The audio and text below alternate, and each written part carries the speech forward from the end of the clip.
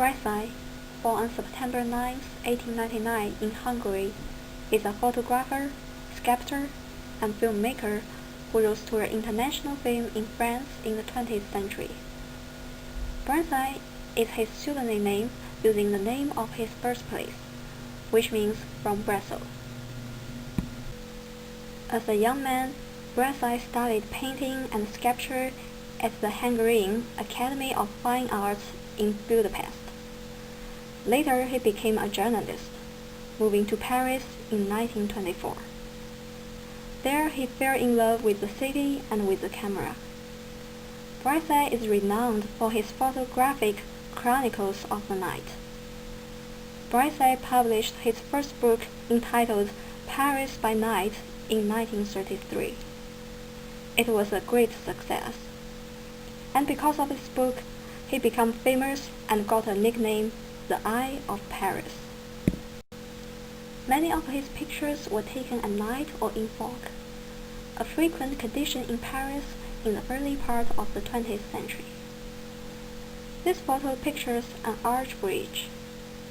The bridge, the light, and their inverted reflections in water show us how quiet and mystic Paris at night. Although the picture was taken at night and had limited light source, there is a great contrast between the highlights and shadows. Brassai has been called the originator of the night photography, and by this picture we can find that Brassai used the reflection of light in river to increase the photo's brightness. This picture portrayed a couple who sat in the corner of a table. It was taken from a two-point perspective and focused on the face of the woman. The most interesting part in this photo is that, although the men backed onto the camera, we are able to see both of their faces by the images in mirror due to Brassai's genius angle of shooting. Brassai took this photo of the object from side.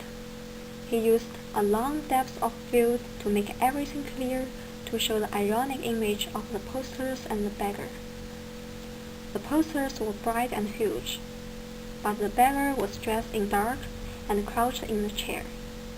We could hardly see his face. This photo gives a sense of depression and the miserable life of the poor people.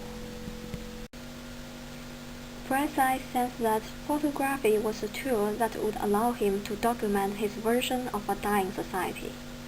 He photographed almost every aspect of Paris, from police to prostitutes to the homeless to socialities, all in a dreamlike and mysterious manner.